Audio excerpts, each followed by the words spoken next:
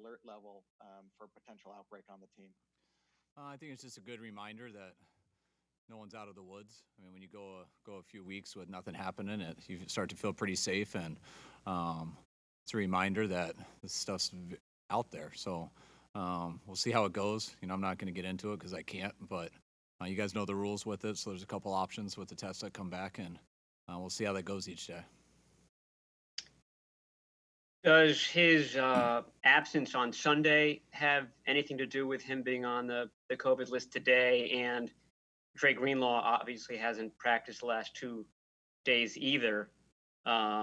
Is his absence related to Fred Warner's? No, Dre's in the concussion protocol. So that's what happened to him, and you guys know Fred's deal.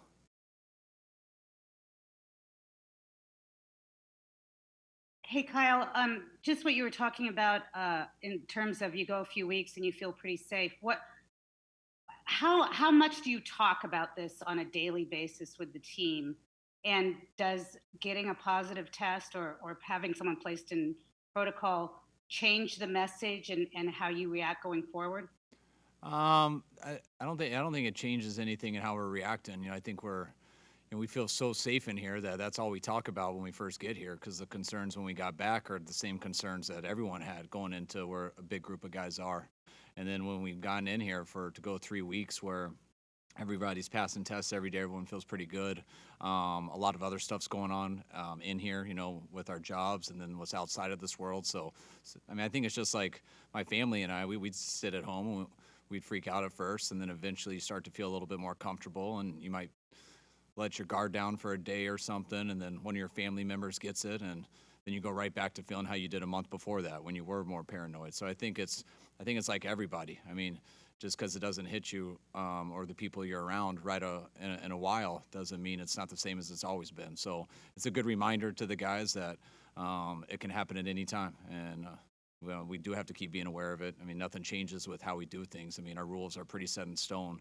That's why I think it is real safe in here, but we're not in here 24 hours a day, 7 days a week. So this type of stuff is going to happen, and it's going to continue to happen at times, and we just got to make sure we are on top of it and do the best we can. Hey, Kyle, Jake Hutchinson. How are you approaching this week with all the injuries you have, with cuts coming up, but, the Cardinals not that far away? How do you sort of approach it in terms of, preparing for the season to start, but also, finalizing the roster? You're mixing it all in. I mean, the main thing is we're getting our guys ready for next week. We got to finish up a few more practices and things, and there's still a lot of injuries up there where you don't know who's going to be available for week one, what can happen in the next few days practicing. So, I mean, the roster is always fluid, and that's why I always talk about the final 53. Everyone makes such a big deal about that day. I mean, everyone in the league, everyone outside of it, it sounds like a big deal. Saturday is the final 53, but never in the history of football has the final 53 been on Saturday. The final 53 is fluid every single day. So it's kind of the same. I mean, guys get hurt on Saturday, and it's a different guy in here on Sunday and Monday. So you always think that way as a coach. You got to remind the players of it, because people do start to look at their reps. They start to look at the roster, and you can kind of get those camp eyes at this time of the year. So you just try to educate them on that nothing's ever final. So you're always going for it, and trying to prove that you can be a part of this team, whether it's Saturday or whether it's next week or whether it's in December.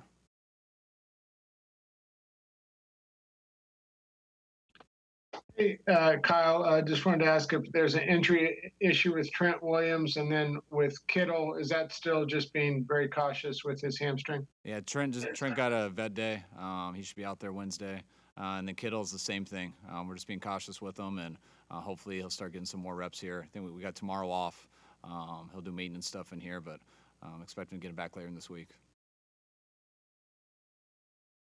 This is Chris Biederman from the Sacramento Bee. With Fred potentially being out for however long, who do you think is going to be the have the green dot on the helmet during practice in the meantime? I don't know.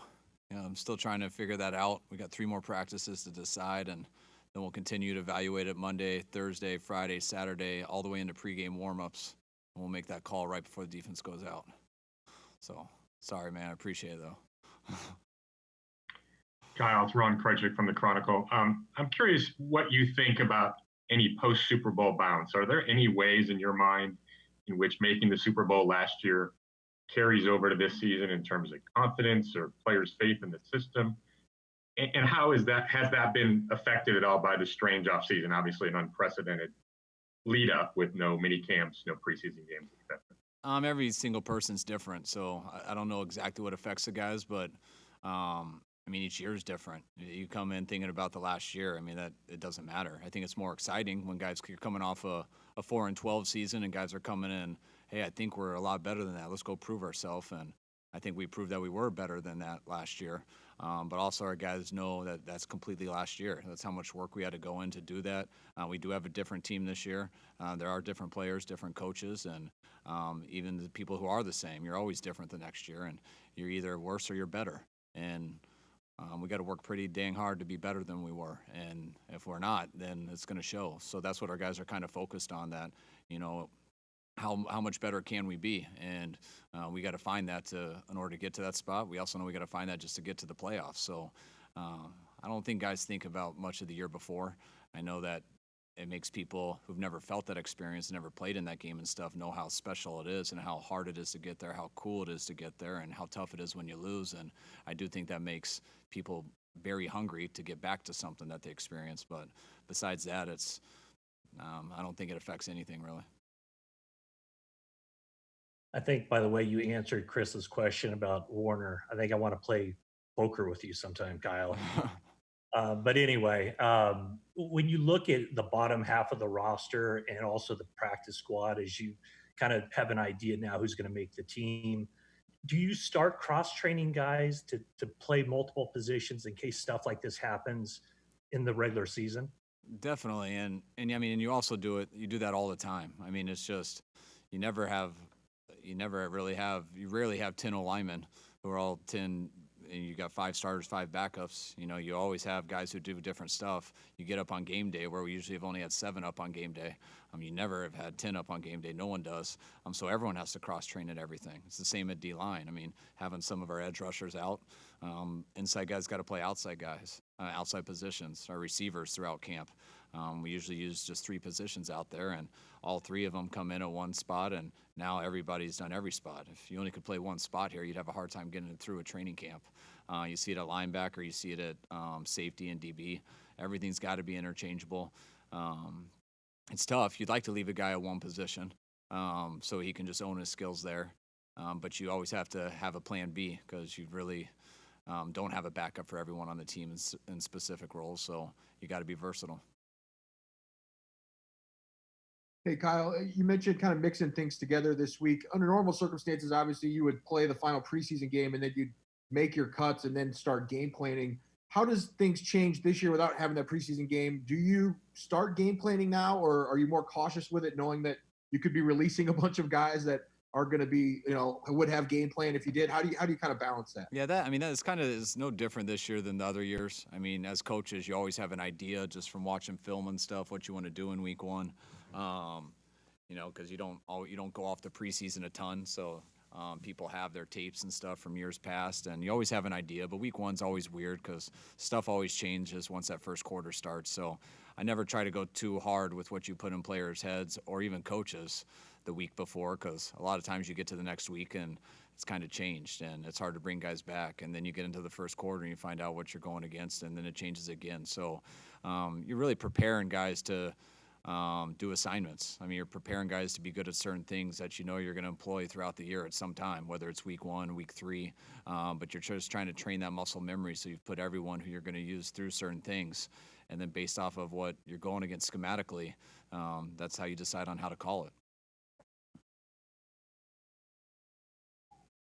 Hey, Kyle, Robert Sala was talking about Jimmy yesterday, saying that he's been much more decisive. Jaquaski said that he's not staring down his receivers as much. What kind of things are you working on with him to improve, and your thoughts on what they said? Yeah, I agree with that. I mean, the more you're in a system, the more you go against the same defense over and over, the more things become second nature. So you expect that from him. You expect it from a lot of guys who are going through camp and going versus some of the same players and same coverages for a couple of years here.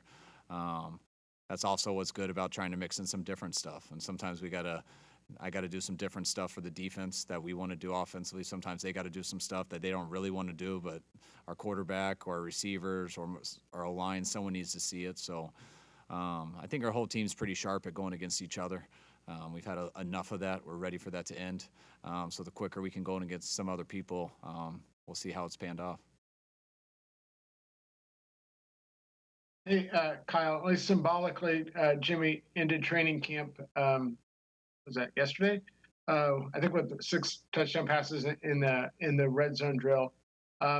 Is that, as a coach, you get excited about that, or is it as stupid as getting really upset about 5 straight interceptions in a training camp practice? I mean, I get excited because your article will be better. So, so that's better for the players and their family. It takes the pressure off them a little bit more. But no, I mean, whether it's good or bad, I think in practice you can always learn from it. So we've had some of the best Friday practices ever, to follow by the worst Sunday game imaginable. And then we've been horrible on Friday, where I don't even think we can line up on Sunday. And then you throw for 400 yards on offense. So I'm really usually pretty much upset usually in practice most of the days. And even when good things happen, I don't always totally notice those stats. I thought we executed much better in the red zone than we have throughout these practices. I thought Jimmy played very well. I also thought he had some better looks, which helps, makes it less hard on him.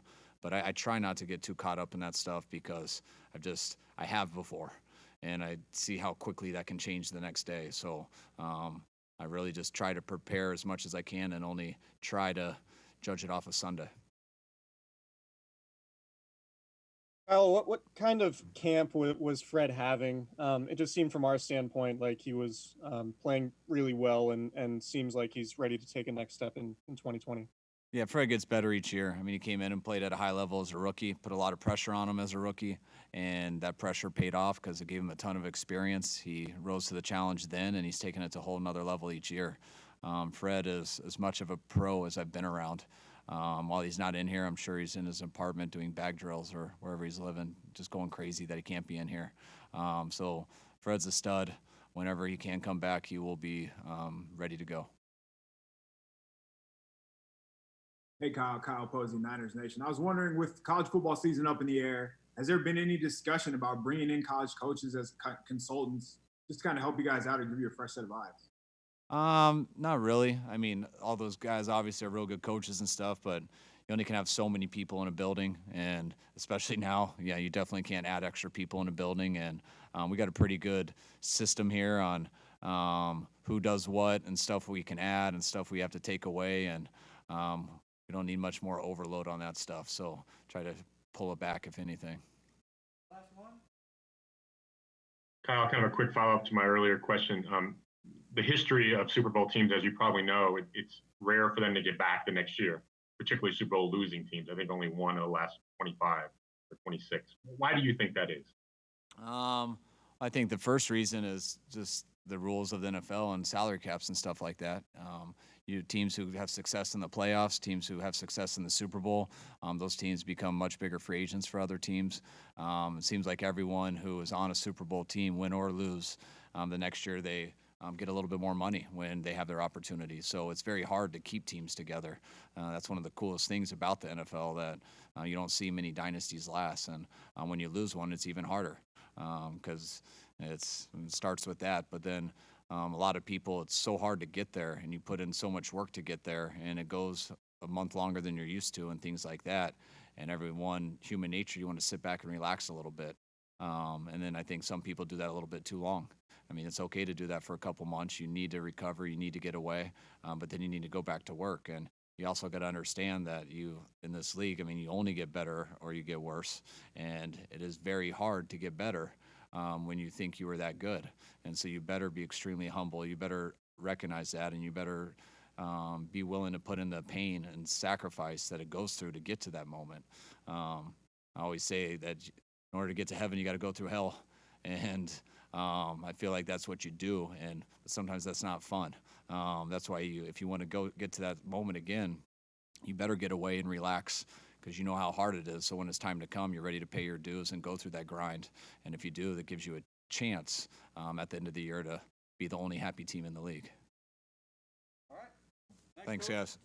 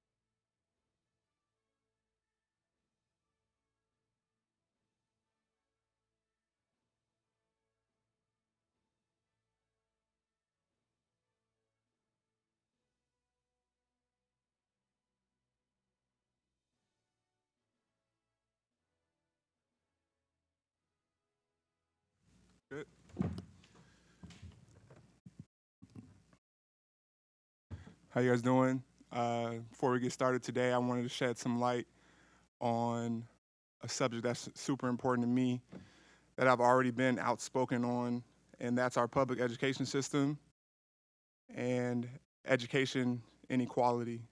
Um, that's why I decided to launch my nonprofit Armstead Academic Project to address these issues. And so I'm going to share an article that I was reading um, earlier this week by the New York Times. Schools filled with students of color receive less funding, but employ more inexperienced teachers.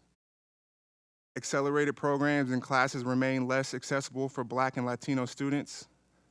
And a nationwide study showed that districts with the most students of color receive 15% less per student in state and local funding compared to predominantly white school districts.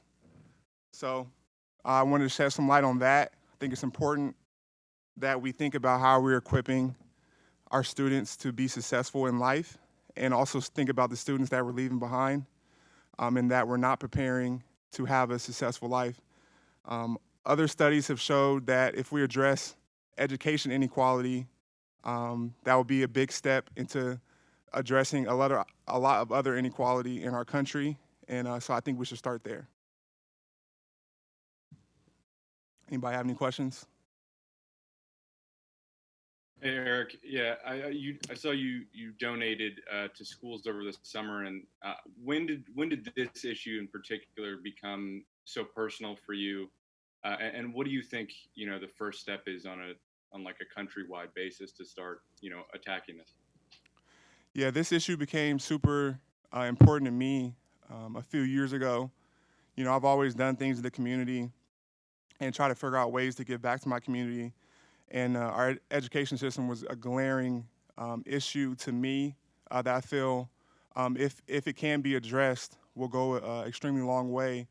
I feel all students need and deserve the right to have opportunity to be successful in life, and that starts with their education early on. There's been links between early adolescence education and success in life. So I think we should start there, pour our resources, and invest into students' opportunities and education. I think no matter where a student lives or what neighborhood they grow up in, they deserve a chance to be successful in life and have a great education. So that really became important for me a few years ago, and I decided to put a lot of effort towards that. Hey Eric, this is Chris Biederman of the Sacramento Bee. Just given that Fred was put on the COVID list today, what goes through the mind of yourself or anyone else you've spoken to in the locker room of just how serious the situation is? Yeah, I think the number one thing is it's hopefully Fred is okay, but it's just a reminder of the seriousness of what's going on. I know you get in the groove of things, you get in a rhythm, you get in a schedule, and you kind of forget about COVID, and how serious it is. And an incident like this, hoping that Fred is okay, but it's a quick reminder of how things can go and how we need to continue to be safe, take care of each other, protect our family, continue to practice safe and healthy habits, social distancing. So it's definitely a wake-up call and a reminder for all of us that just getting in the rhythm of going through camp, of how important it is to continue to be on top of those things. Hey, Eric. Russell Wilson said, I guess recently, last week, if there had been a game for them last week, they would have boycotted, similar to obviously what happened in the NBA. Have those discussions, been in your locker room? And if not, I know some players and Kyle have made reference to doing something during the season, maybe as a team, or I don't know. They haven't specified, but would you imagine you'll be doing something to at least try to shed light on racial inequality? Yeah, I think what's key is to come up with a game plan as an organization. Obviously, sports plays a big role in our country in terms of having a platform to shed light and be role models, drive narratives that we feel are important. So I think that's what's been important for us is to come together and bring up some issues collectively that we think are important to address in our society, and put our heads together and come up with ways to uh,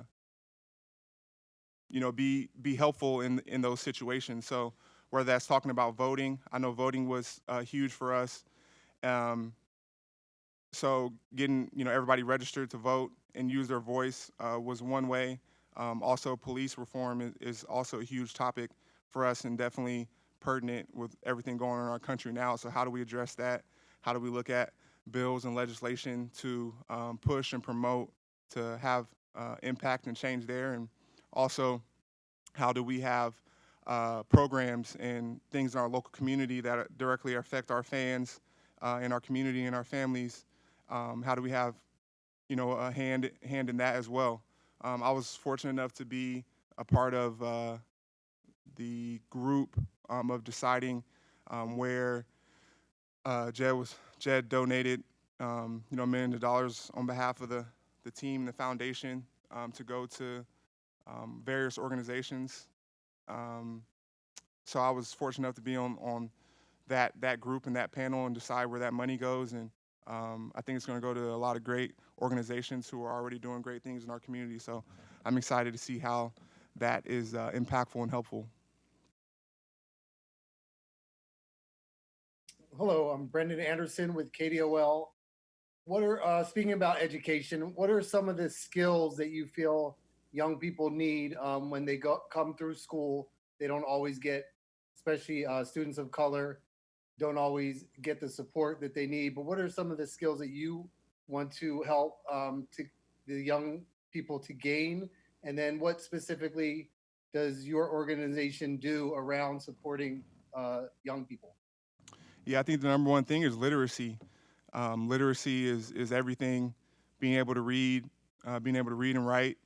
If you can't read, then you can't read your math problem either. So I think literacy is huge. There's been correlations between reading scores and youth success later in life as well. So I think having an impact there. That's why I've done a reading program. The 49ers have done a great job helping me with that and try to promote reading and making reading cool and fun for students. So I decided to read with them and alongside of them, and try to promote reading and literacy. I think that's a major key. As far as my foundation and my organization, we find ways to all across the latest thing we did was with COVID, it really multiplies the issues. And so when you look at, I just mentioned the stat of funding and the lack thereof for students in these communities, COVID, multiplies that. So, when they're able to they're not able to go to school and get food, they're not able to go to school and use the technology at the school, and everything's becoming virtual. So one of the latest programs we did was, provide internet and tablets for students so they can continue to work from home and work virtually. So there's many ways to have impact, both legislation and programs and getting into community and working one-on-one with various schools. Hey, Eric. So obviously you bring light to attention, but you also take action, and you've been a real leader in taking action and making change. That's obviously something you relish. When did you decide that that's part of who you wanted to be as a player in the NFL? I think it just grows. It just grows on you as you mature as a player. As I'm fortunate enough to have a lot more resources, a bigger platform, physically a lot more money that I can put back into my community, with the contract I have. So, it just continues to grow and grow. And as you learn, mature, and, really listening to God and seeing where he wants me to be a light and help out in my community too. So it just grows with time as you mature and as your career progresses. I want to continue to be a better player on the field and a better person off the field and leader in my community. Eric, you mentioned voting. There are some sports teams that have signaled an intent to use their home arenas, stadiums as voting centers on election day. Has that been something that the players have discussed at all? Have you brought anything like that to management as a possibility in November? No, we haven't discussed that. I think we definitely wanted to get everybody on our team registered, and then also use our voices to continue to promote people to go vote and take that a step further. I've try to do some research on the local elections going on in Sacramento, where I'm from, and how the from the local level, that's really what's going to impact you on a day in and day out basis, and going to impact your family in terms of your mayor and your city councilman and your district attorney. So I think it's very important that people go research who those people are. The information is all over the place, but take some time out to inform yourself on who your city council people are, who your DA is, who your mayor is, who your police chief is, because those are the people who are going to really impact your daily life and your family's daily life. So I think that's super important, and not just saying, "Oh, go vote," but how do we educate ourselves on who are we voting for?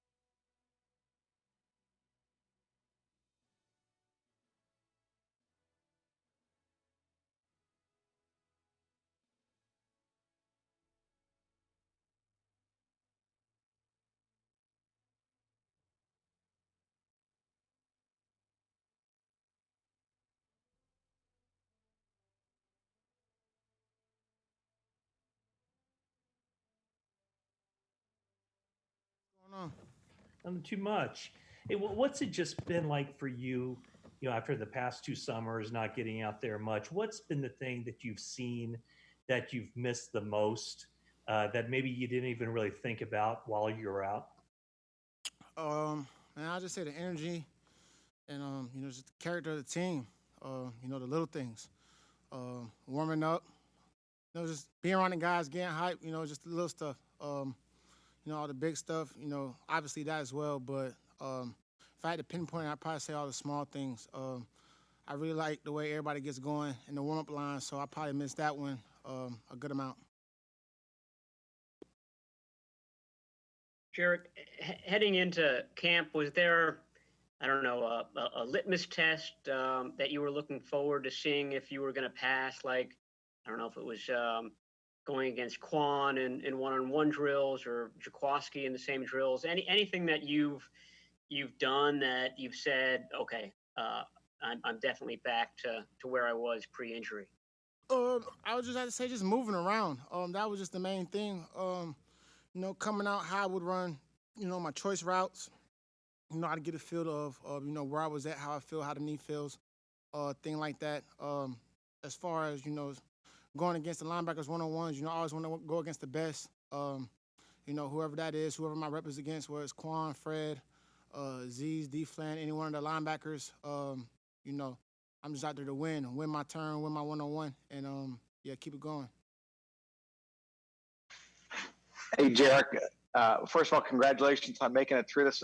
How do you feel in terms of, I guess, is there trepidation on your part until you're actually in uniform September 13th? Like, it's almost too good to be true how you feel right now? Yeah, shoot, I feel good. The last two camps I didn't make it through, so to make it through this one is definitely, it feels good. The whole way through has been a smooth process. The training staff, they've been working with me on little things that I've been doing over my rehab process, just keep the body maintenance up and stuff like that. So, I'm happy to be here. I'm happy to make it to the last day of camp this year. So.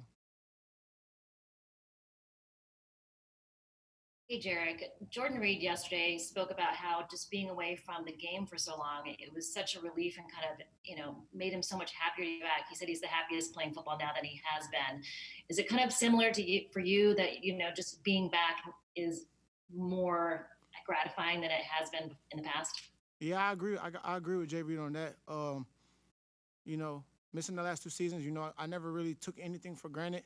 You hear about things like that, people taking it for granted. It could be here today and gone tomorrow until it actually happens. And, going through that and then coming back and just being out here at practice just makes you cherish every moment, start to finish. So I definitely agree with Jay Reed on that one. Hey, Jarek, you mentioned the little things that, you notice now and that have changed. What about the little things surrounding your connection with Jimmy Garoppolo? I know that there was quite a bit of time off for you. The defenders have all said, and even Robert Saleh said, that Jimmy is doing things, with more conviction, more precisely now. Have you noticed some of those little things change as well? Yeah, just he's been an assistant for a minute now, so he knows, how everything goes. He knows exactly how he wants, certain routes. So, whether if he's giving me a tip on, how he wants me to sit down on a choice or stuff like that, just making sure we're on the same page, running extra routes after practice, just to get that timing together and stuff like that. But you could definitely tell by, the way he speaks, the conviction he has. His leadership skills are tremendous, and he's a great leader. Jarek, given that it's been so long since you've appeared in a game, what's the mindset going into potentially week 1, knowing that you're going to get hit and probably get hit a bunch of times, and are there nerves there, or just what's going through your head as that's approaching? Not nerves, more anxious. Like you said, it's been a long time coming, so I'm just ready to get this thing started. I've been putting myself in game rep and in the game situations and that game type pressure on myself since day one, since we came out here. So, I'm not nervous or, I don't have any, butterflies or any of that type of stuff going into week 1. Just more anxious, all the work I put in over the last 2 years to get back from that. I'm just ready to go. I'm not really worried about anything that'll come up. You know, I'm confident in myself, confident in my coaches. They're going to game plan and have us ready, so I'm ready. Do two more for Jared. Hey, Jared, just in case you're not tired of knee questions, I've got one more. There was a scene in last year's training camp, it may have been the last day you practiced, where you kind of went up to the side and I think kind of punched the fence. Did you, if you remember that moment, did you know something was wrong with your knee at that time? And either that day or, you know, in the days after, did you ever wonder if your knee was ever gonna truly get right? Yeah, there was times last camp, you know, the days I did practice, I could feel it. You know, that was more of just like frustration. Like I said, there's a lot of work put into it. Um, Behind the scenes to myself, the training staff, to try to get me ready for last year's camp. It just didn't work out. You know, some things that need to happen. I end up needing another surgery. So, you know, after that, you know, the question for me was kind of, you know, how do I come back from this? You know, what's the next step? And, you know, with our great staff, training staff, you know, Donahue, Dustin, you know, all those guys coming up with a plan, you know, they put me in the best situation to come back this year and feel even better. We were kind of on the other side, but that was you who ran in the 2-point conversion at the end of practice yesterday, correct? Yeah. Yeah. So tell me about showing off your quarterback arm there after you took it across the goal line. What was going on there with you throwing the ball over toward that youth soccer field? I was kind of just joking around with the running backs on the side. I said, you know, if I score, I'm just going to chuck it over the fence. And it just so happened to work that way. I scored and I just threw it. But the equipment staff, they got like a little grudge against me right now, but it's all good though. You know, I spent a lot of time with those guys over the past 2 years, so it's all love. I apologize to them as well. All right. Thank you, Jared. Appreciate it. Thank you.